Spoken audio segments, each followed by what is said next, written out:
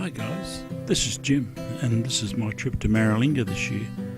I went on a Maralinga tour and I recommend to anybody go out and do a Maralinga tour. It's well worth the energy. As you travel around the place, you see and hear so much information from Robin that it just astounds you. Anyway, here's the airport terminal where the new arrivals arrived on the path here and the old arrivals are off to the right hand side. They weren't allowed to talk to each other. They stayed here for 6 months. You can imagine how it felt for the poor buggers getting off the plane in the heat, not knowing where they were. The airport is a magic airport. Since 37 k's out the road and dropped to 33,000 feet and 150 off the ground. Very much the same style as the Hiroshima and Nagasaki. Right.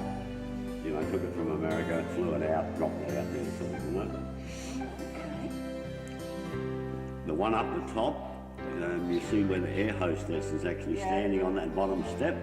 Well, if she puts her foot on the tarmac, she's arrested, charged, and sent back to where she came from. She's not allowed to put her foot on that bitumen tarmac there. Because at the time, in the 50s, the British government were paranoid, that's why there's no ladies ever in here, paranoid about a woman's reproductive system with radiation. Oh. They weren't worried about the men with a pair of shorts on there, but they were paranoid about ladies. And for the 13 years... To say that it was a fascinating place is an understatement. Here are the old runway lights. The runway was lit at night so they could land planes in day or night. There's some fascinating kit laying around. And Robin tells you, here's one of the four-wheel drives they use for cleaning up the area. It was pressurised and sealed so that they wouldn't get any dust on. Unlike the Australian workers that worked on this airfield when it was working. We're on the road that Limbanel made on the way out to the nuclear sites from Maralinga. This gives you an idea of the straight, continuously straight road.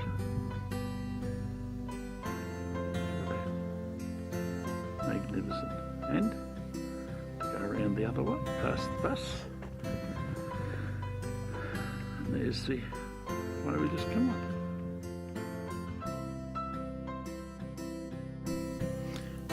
As we travelled around, Robin took me to some of the quarries that they used to quarry out some of the stone to build most of the infrastructure they'd built there. Fascinating to see the holes in the ground and the amount of soil that was moved. As we're at this site, I saw a couple of buzzards walking out the back there, and they're a lovely bird. I love to watch them. The Aboriginals eat them and say they're good tucker. I don't know, I've never eaten them, but we should be eating native flora and fauna. There's the loading ramp. As you can see, it was a big loading ramp. Trig Point. This is the roadside village up towards where the nuclear test sites were.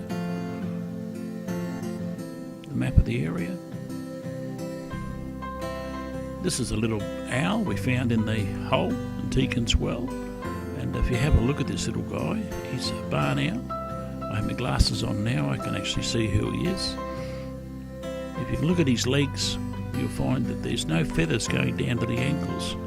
On a mast owl, they go right down to the ankles. On a barn owl, they don't. Although the barn owls, this guy here looks very, very much like a mast owl in Victoria, with the colouring and the markings on him. Gorgeous bird, absolutely beautiful. Okay, this is the old campsite, Deacon's campsite, and where the guys stayed to drill a well into the ground. And it's quite an interesting campsite. Limbanel actually put a fence up around it before they started pushing bulldozers through everywhere to try to protect it for history. And we've got to be thankful for that. It is a little bit of history that we've still got today.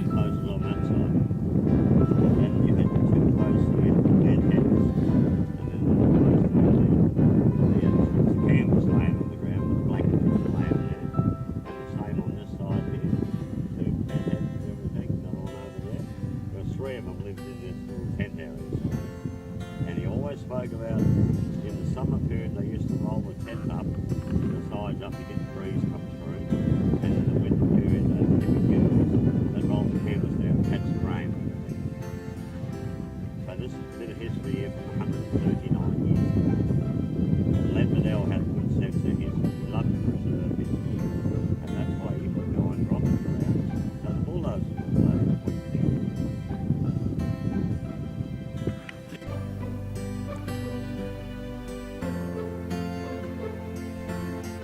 As with most of the place, the wind was howling all the time and recording was extremely difficult. Many of the wells they bored. When they handed this land back, they've got no shops out here. An Oak Valley community, they got a clinic, they got a shop, they got the office there, they got an aged care centre, they got a big school, same as Yellowstone, mate. They got access to the main roads now. They can drive down on the plain with a rifle and shoot a kangaroo on the road. They don't have to come out and scrub like they used to do 60, 70 years ago. But no, scientists, they wouldn't listen. They just put signs up thinking that, yep, this will tell the Maralinga Tours people every 50 metres with the sign. They'll tell the Maralinga Tours people that when they pass through hunting and everything like that, they'll see that sign and know that they can shoot the kangaroo in there, but they're not allowed to cook them in there. We had people in yesterday from Yellowstone, that people, and that's why they put them signs up. They put them up for your lot, in case you ever come back here and live in the land again. We're out here, Mumble country, devil country out here. That's the about this place. Nobody wants to live here. I don't know why they put the signs up, but they never ever asked the old people to stop. They just went and put them up, and there's 1,998 of these signs. It's just throwing money away. Yeah. Thinking that this is going to solve the problem about people hunting out here. Well, nobody goes hunting, you know. Although the boys on the way back yesterday on Roadside, they shot a turkey back there, you know. Travelling around out in the field there was an amazing eye-opener of the amount of money that's been spent there, the amount of lies that have been spread by the Australian government and the English government, the gross incompetence of our governments on the amount of money that was used to clean the site, literally clean the site up. We spent 25. The English spent 25 cents, and we sent 75 cents. Okay, this is back at Maralinga Village. This is where the water comes from now. It comes out of the bore. They pump it up the header tank there. It's a really interesting site to walk around. I'm a boilermaker by trade, and look at some of the structure to some of the buildings is amazing. There is no fuel on site, so you have to bring your own. Generator shed, the old hospital. It's the old hospital boiler. Quite a fascinating little boiler in there.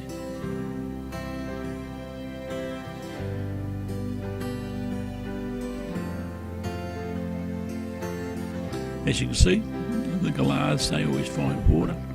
They're up there, these air conditioner cooler things, getting the water out of them, having a drink. A bit destructive though. This is a very sad story of a family that came back and found in a crater. It's a very sad story. She lost the baby. She was pregnant.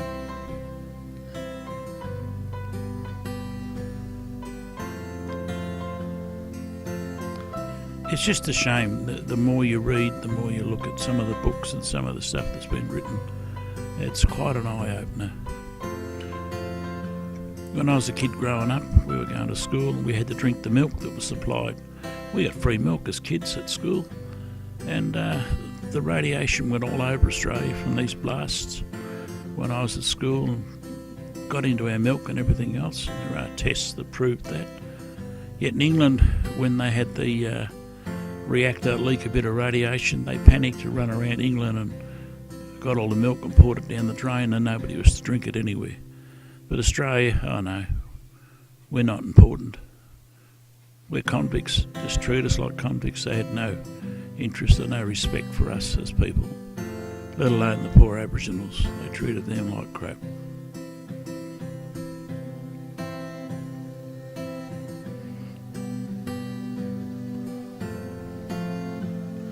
It's one of those places that you can go, and the more you read about it, the more you know, more interesting it gets. This is one of the old camera towers that are still left there. Some of the batteries are still there.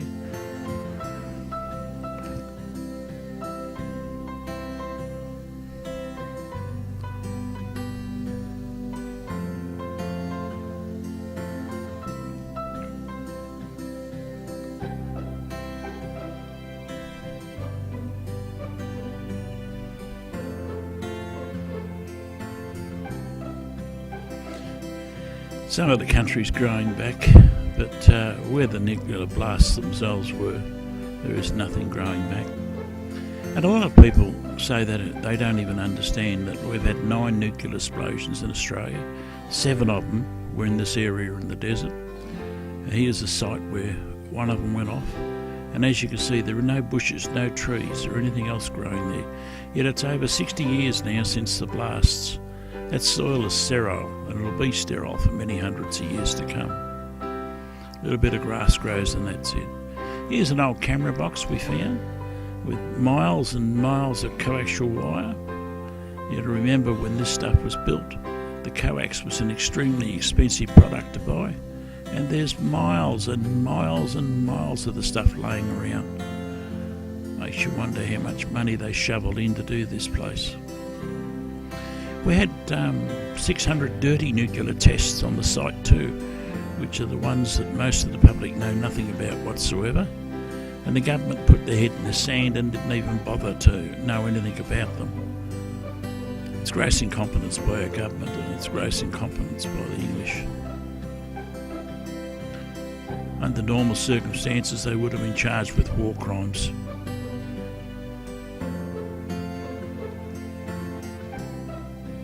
But as you can see, there's the ground zero just up the back there, and as you can see on the ground here, there's still big lumps of steel laying around, which were all part of the stuff bolting together, yet it's allegedly cleaned the site up.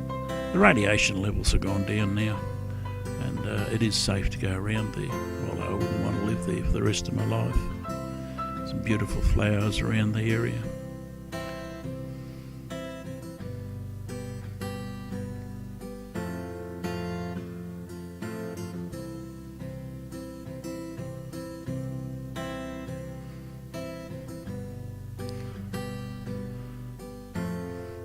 They've got CDs and books for sale up there. Stickers, some hats and t-shirts. All the money profit goes from these goes into Oak Valley Aboriginal community, which helps to support the community. And I'm fully in favour of supporting these communities living on country. It's their country and they have a right to live on it. So that's it, guys. That's my little trip around Maralinga.